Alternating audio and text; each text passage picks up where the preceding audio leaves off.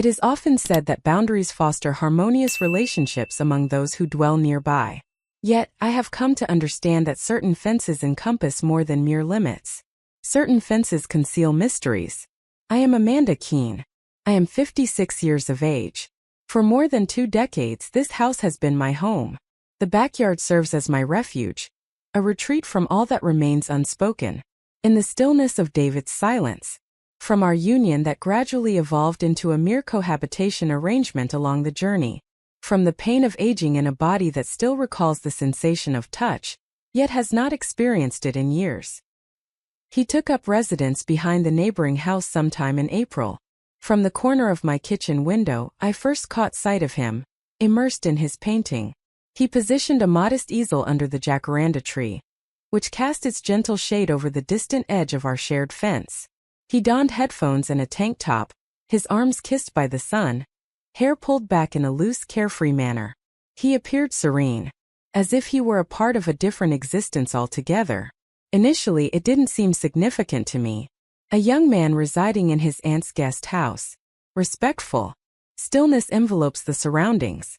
Unseen, much like how young men frequently appear to women of my generation. Until he raised his hand in a gesture of farewell.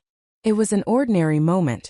Merely a casual, fleeting acknowledgement as he caught sight of me tending to the roses. Yet, there was an undeniable quality in the way he gazed at me in that moment. Not suggestive. Unassuming. Simply here. As if I truly existed in that moment. The following day we crossed paths at the mailbox. "Hello," he remarked. His voice radiated warmth. "I am Kyle. I reside in the space behind Mrs. Ramirez's home. She is my aunt." I made my introduction. I informed him that my residence was in the White House adjacent to hers. I often found myself in the backyard on weekends, tending to the garden. He offered a smile and remarked, "I know. Your tomatoes are undoubtedly the finest in the neighborhood." It was merely a benign remark. Pure. What was it about his words that made my stomach flutter? As the sun dipped below the horizon, I pruned the rose bushes under the fading light. Kyle was out once more, this time strumming a gentle tune on a petite guitar, seated cross-legged amidst the grass. He averted his gaze from me. Yet, I found myself observing him far longer than I had intended. There exists a particular type of solitude that becomes familiar, akin to a garment you've donned for so long that its presence fades from your awareness. Yet, in that instant, with my feet bare against the earth and a man, strumming his guitar just 20 feet away, I sensed it rise. Merely a touch. I reassured myself that it was insignificant. Merely a neighbor. Only the warmth of summer air and the allure of enchanting melodies. It's merely a happenstance that I've begun to venture outdoors with greater frequency. Yet, even in that moment, a fragment of my being was aware. We were not merely dividing a boundary. We found ourselves orbiting around something elusive. And in time one of us would draw nearer. A window graces the space above my kitchen sink. It gazes out towards the backyard, and the line of fence that separates my realm from his. It once was merely a perspective. At this moment it presents itself as an irresistible allure. I never intended to observe him. Initially, no. There was a certain purity in those initial moments, watching Kyle as he arranged his easel, strummed his guitar, and strolled across the lawn with a steaming mug of coffee in hand during the tranquil mornings. Yet, it evolved into a cadence. A sacred practice. Each time I positioned myself by that window, I felt an anticipation, hoping to catch a glimpse of him beyond the glass. There were days when he simply wasn't. Those days seemed to stretch on endlessly. I convinced myself it was merely a matter of curiosity. The manner in which one becomes accustomed to observing birds nestled among the branches or the gradual unfurling of jasmine vines. He was simply present at that moment, a staple of the garden, a fragment of the panorama. Yet I was aware of the truth. I found myself lingering outside for extended periods, removing the spent blooms I had previously pruned, rearranging potted herbs that were perfectly content in their places. I synchronized my afternoon strolls through the garden with the hour he usually emerged, sketchpad in hand. And there was Kyle. He observed. He remained silent, offering no words. Yet, his gazes began to linger. His greetings became gentler.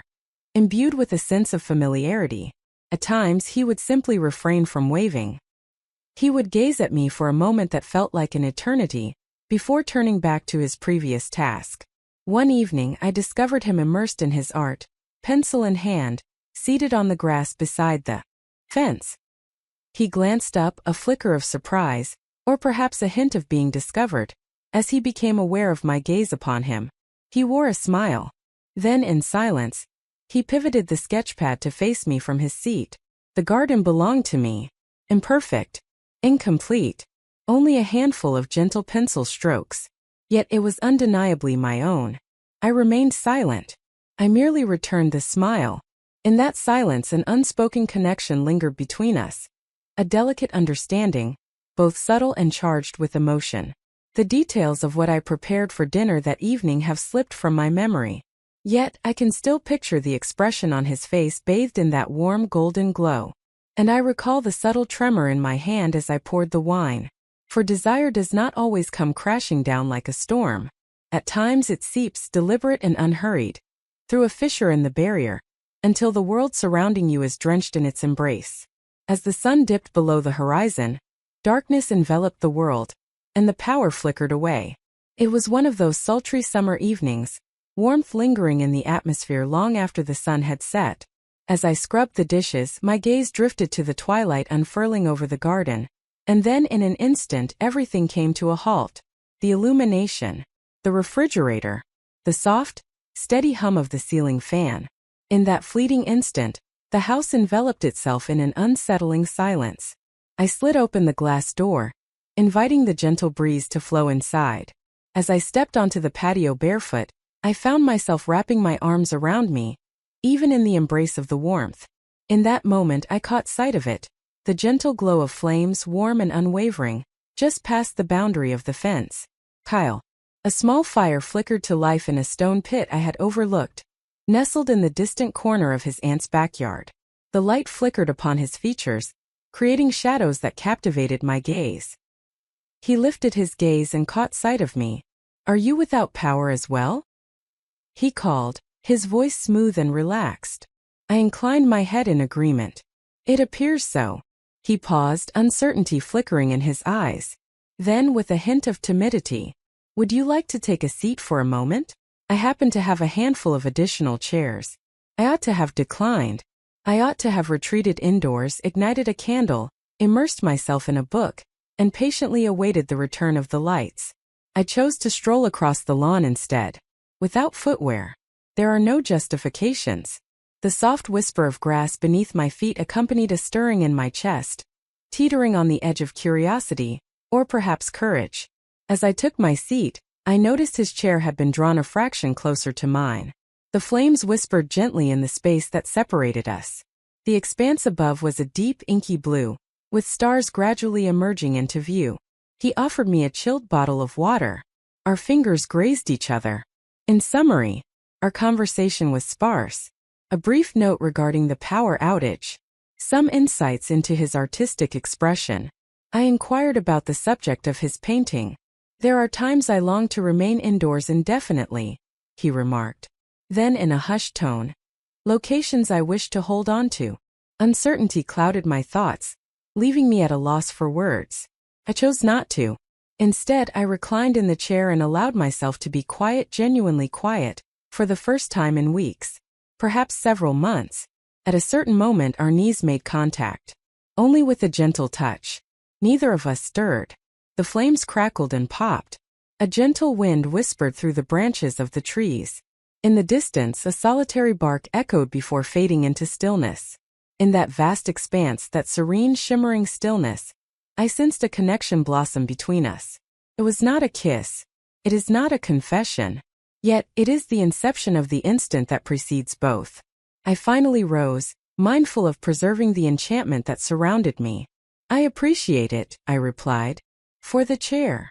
And the stillness." He raised his gaze to meet mine.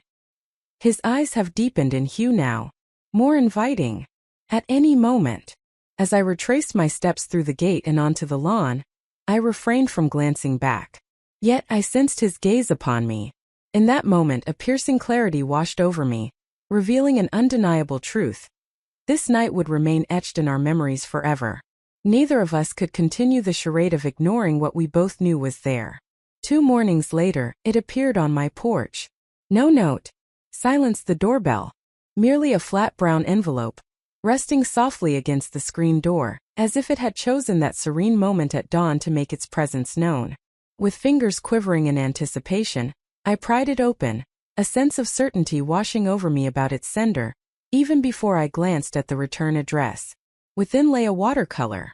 Gentle, simple, incomplete in a manner that imbued it with a sense of vitality. My backyard, my little sanctuary, was drenched in that warm golden light of late afternoon, moments before the sun dipped below the fence. The silhouette of my rose trellis was visible, alongside the clay pots I had instinctively arranged. The rear steps where I habitually lingered with my cup of tea. Yet, the garden was not the center of attention. I was the one. My silhouette, outlined in the kitchen window, slightly turned, as though frozen in a moment of contemplation or a breath held in anticipation. The curtains pulled back just enough to reveal the gentle contour of my shoulder, the delicate line of my neck. There are no specifics provided, simply a suggestion. Yet it was undeniably me. I lingered in the doorway, clutching it tightly, my bare feet resting on the welcome mat as the morning breeze danced around the hem of my robe.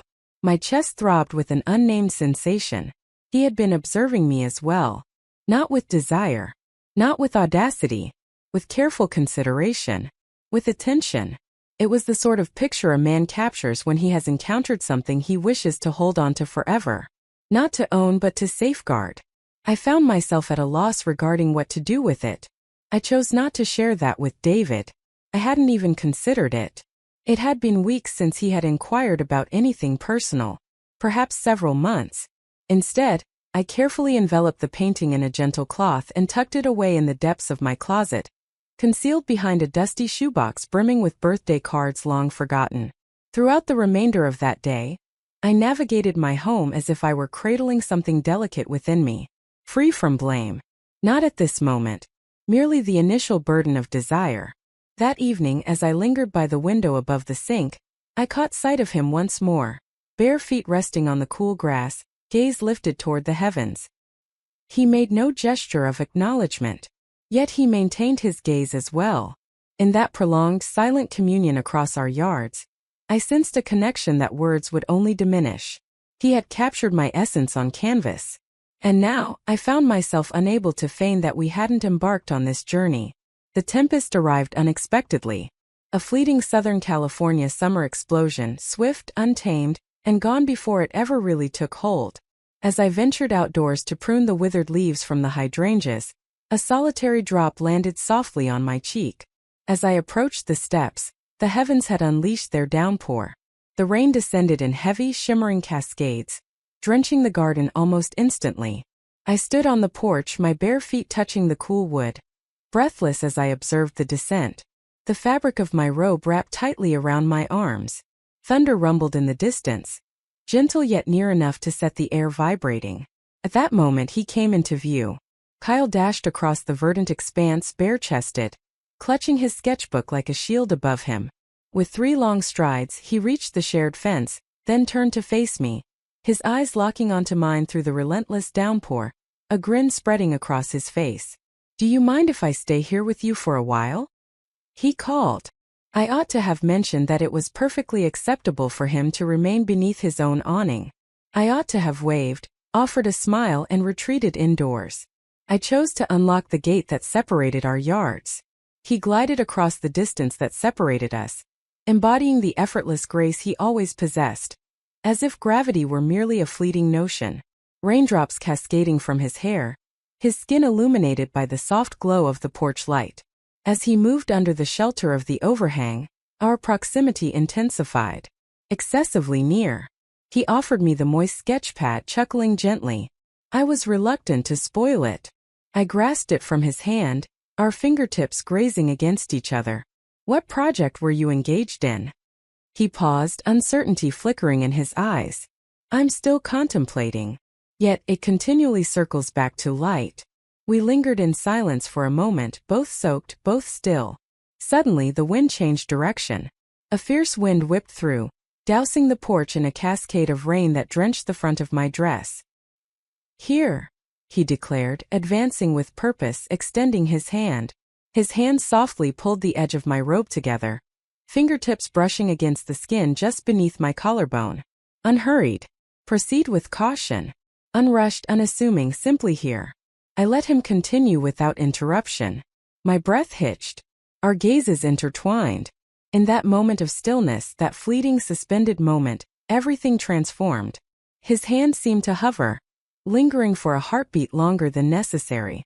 My own rose intertwined with his, delicately wrapping around his wrist. Neither of us stirred. The patter of the rain softened all other noises. I ought to have taken a step back, spoke in a cheerful manner, cracked a joke. Instead, I murmured, "I notice how you gaze at me." His demeanor remained unaltered, merely mellowed. "I have no intention of stopping," he responded. Heaven knows I wished he wouldn't either. Yet I did manage to pull back just a fraction, allowing the air to chill between us once more. Just enough to evoke the memories of what still lay ahead of us. He refrained from pressing the matter. He offered a gentle smile, subdued, tinged with a hint of melancholy, and settled onto the porch steps, his sketchpad resting on his lap. As I lingered behind him, I observed the rain cascading through the gaps in the railing, my heartbeat echoing in my ears. For I had come to understand something with unwavering certainty. The moment our hands met again, it would extend beyond mere fingertips. It occurred on a Sunday. It was one of those rare, hushed evenings when the neighborhood seemed to drift into slumber, as if the universe had chosen to hold its breath, allowing something unthinkable to take root. David made his way to Orange County to see his sister. He inquired whether I would like to join him. I mentioned that I was experiencing fatigue. That was not a falsehood. Yet it was not the truth either. I donned the blue cotton dress that hugged my waist just enough, the very one I used to wear when David still regarded me with the gaze of a woman. I convinced myself it was merely a stroke of chance.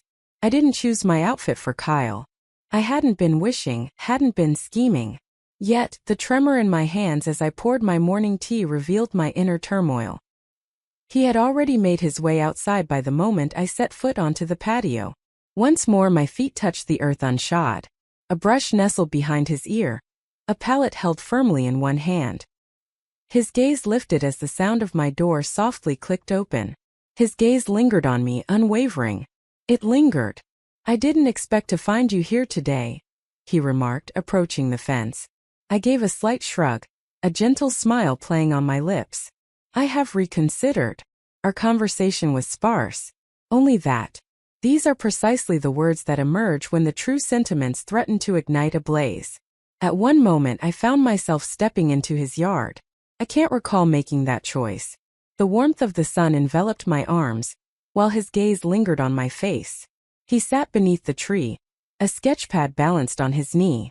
I positioned myself opposite him, my legs folded gracefully to the side, the edge of my dress gently caressing the blades of grass beneath us. Our conversation drifted through the void of trivialities. Films. The distinct scent that fills the air moments before the rain begins to fall. Suddenly he halted, his words trailing off into silence. He extended his hand with caution, his fingers hesitating in the air. He gently tucked a strand of hair behind my ear, and I allowed him to proceed. My breath hitched. I kept my gaze steady. His hand lingered close to my face, fingers grazing my cheek as if he were etching the moment into his memory. "Kiss me," I murmured softly, not due to my audacity, for I could no longer contain it within. And he indeed did. Indeed he did. Gentle in the beginning, a fleeting touch of lips, a mere breath lingered in the space between us. Then again, further into the depths. It felt as if a hidden door within each of us had swung open with the utterance of that one word. He leaned over me, and I drew him down with a longing that had been brewing like a tempest within my chest for weeks. We chose to remain outside. In that moment, on the verdant grass, concealed by the tree and the fence, surrounded by the delicate quiet we had woven between our existences, we unraveled. Each caress resonated with a sense of reverence, each breath a revelation. Every inch of skin pressed together murmured secrets we were too afraid to voice, that we had been deprived of sustenance, that we had both anticipated this moment, and that nothing, neither guilt nor time nor even her memory, could unravel it now. In the aftermath, silence enveloped us. We reclined in the dappled light, as the leaves danced, casting shifting shadows over our bare arms. And I realized, without a doubt, that the secret had come into existence. An exquisite, searing, intolerable experience. And we would never manage to conceal it. Whispers of hidden truths can linger in silence for a time. Yet, it cannot last indefinitely. Particularly not in areas such as mine, where hedges are meticulously pruned, smiles are courteous, and every small deviation, like trash bins being 2 feet out of place, does not go unnoticed. I ought to have anticipated that someone would catch sight of us. Or perhaps catch a glimpse of us. A knock on the door marked the beginning. Janet Miller, residing just 2 doors down, forever clad in her finest attire, perpetually equipped with a casserole and a question cloaked in subtlety.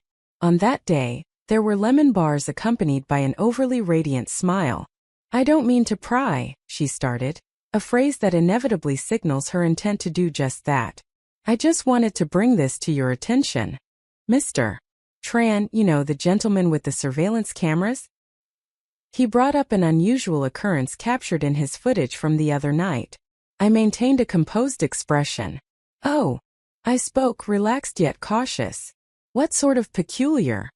Janet inclined her body just a touch, reminiscent of a feline nudging at an ajar entrance. "Just a moment, I guess. Perhaps a hand? Beyond the barrier?" The image was indistinct.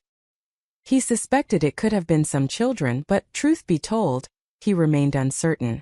And I remarked, perhaps it was merely Amanda being friendly with that young man who lingered near Mrs. Ramirez's. There it stood. The name left unspoken. The notion that lingered in her mind. A smile graced my lips. Respectful. Empty. I have no doubt it was trivial. Yet, once she departed, I lingered in the kitchen for an extended period. Heart racing. Hands slick with moisture. It was merely a hand. Merely a frame.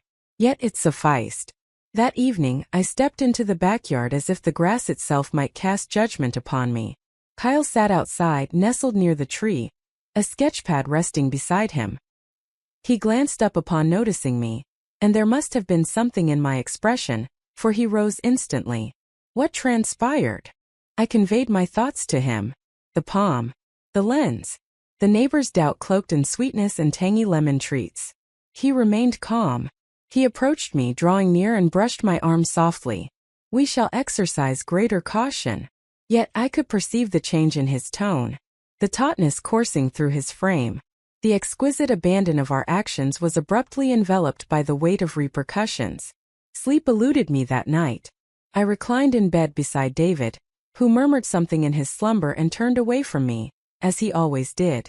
As I gazed up at the ceiling, I was tormented not only by the weight of my guilt, but by the thought of its potential absence. Experiencing the absence of Kyle, fading away the essence of who I had become through his eyes, his caress, his unwavering understanding. A hidden truth bound us together. Yet now it bore a shadow, and it began to stir. The camera wasn't the source of our exposure. It was the artwork. The watercolor of the garden at dusk, with my silhouette framed in the kitchen window. The one Kyle left me weeks ago. It was concealed behind a shoebox in the depths of the closet, nestled among forgotten scarves and dusty photo albums. Yet David discovered it. He never revealed the method. Perhaps he was in search of something different. Perhaps he was searching for me.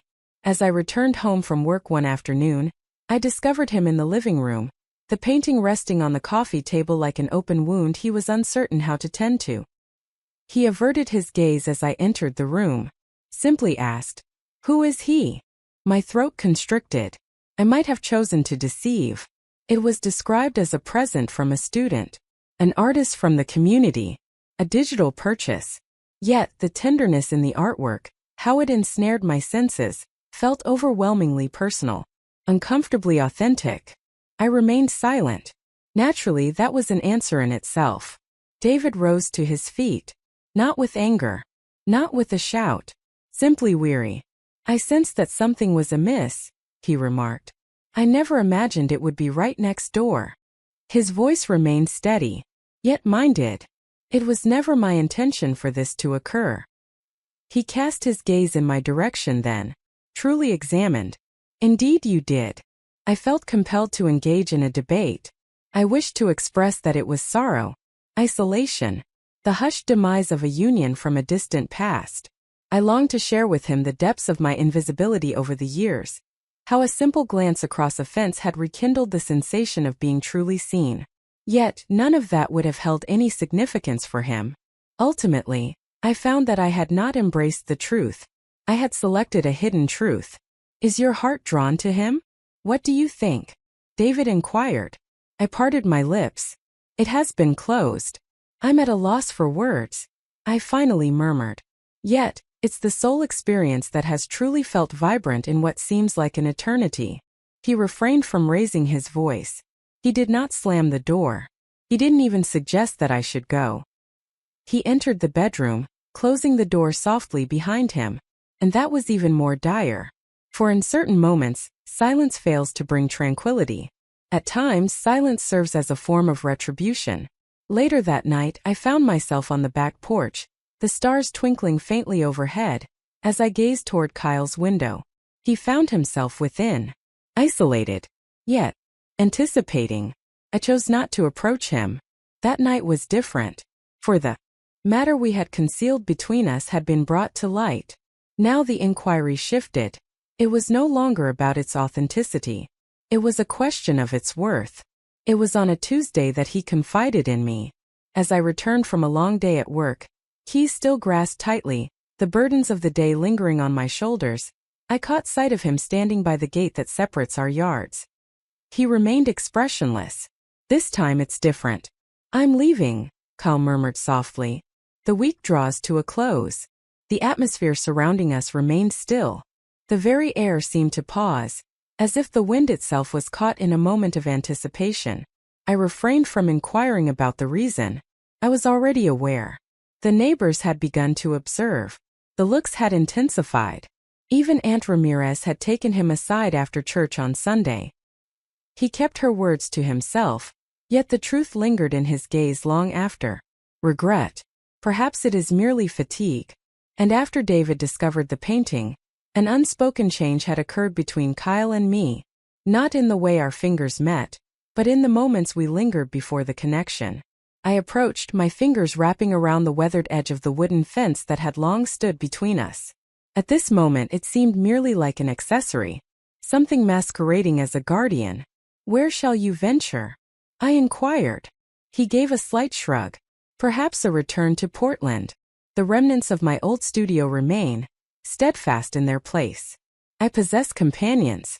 I inclined my head in agreement, not due to my acceptance, but rather because I wished to conceal the tremor in my hands from his gaze. Are you in motion? I murmured. He lifted his gaze then, locked gazes with me. No, he replied. I am withdrawing. We held back our tears. No fireworks were present. There are no statements to be made. Two figures linger in the garden where it all started. A wild expanse of greenery enveloping us, as if the universe had chosen chaos over order for our farewell.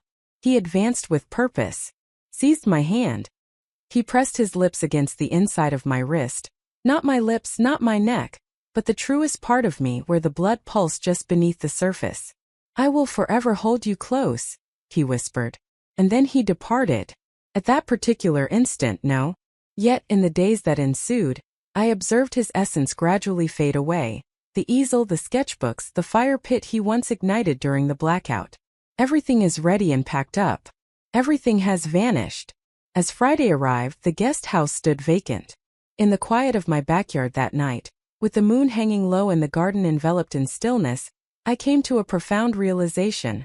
There would never be another moment in my life when someone would gaze at me with such intensity as he did. As if I were in the process of transformation. 3 years have gone by. The garden remains, vibrant and untamed, embodying a wildness I lacked the bravery to embrace in my youth. The fence, aged and worn, tilts gently, as if it recalls the moments we shared and the secrets we murmured through its gaps. Many believe that secrets lie hidden beneath the surface. In that moment, time tucks them away with precision. Yet, certain secrets remain untouched by time. They establish their foundation. They flourish in hidden corners unseen by all. Kyle never returned. Not quite. Yet, each year as early spring arrives, precisely when the roses start to bloom, I discover a tiny envelope nestled in the mailbox. Unnamed. Return address not provided. A solitary, creased piece of sturdy paper, accompanied by a work of art. Embrace the fluidity of watercolor. There's always a sense of familiarity. One year it was the jacaranda tree. Its purple blossoms so vibrant they seemed to defy reality. Once again my porch light shone softly, casting a warm glow in the embrace of twilight. Last year there sat a coffee mug on the step next to two bare feet. I believe they were mine. Or perhaps his. He never puts pen to paper. There is no obligation for him to do so. I refrain from responding. Yet I preserve them all, each painting, within a cedar box tucked beneath my bed, swathed in aged silk scarves and the lingering aroma of something I have yet to identify. David and I continue to share the same home. We engage in conversation. We partake in meals together. We are here. Yet we had already shattered long before Kyle ever laid a hand on me. He merely strolled through the void I had created. At times I find myself contemplating whether there might have been an alternative path I could have taken. If only I could have paused at mere glances. If only I had been able to walk away that night amidst the pouring rain. However, this narrative unfolds differently. This is the sort of tale that breathes in the shadows of fences. The gentle murmur caressed the flesh. Those who linger in the memory, captured in strokes of paint and the hush of stillness. I frequently stroll through the garden, my bare feet touching the earth as they once did. At times, I shut my eyes and envision his hand extending toward mine once more. Yet, the world will remain oblivious to the bond we forged. I bear it with me, not with regret, yet as evidence that, at least once in my existence, someone caught a glimpse of me and maintained their gaze.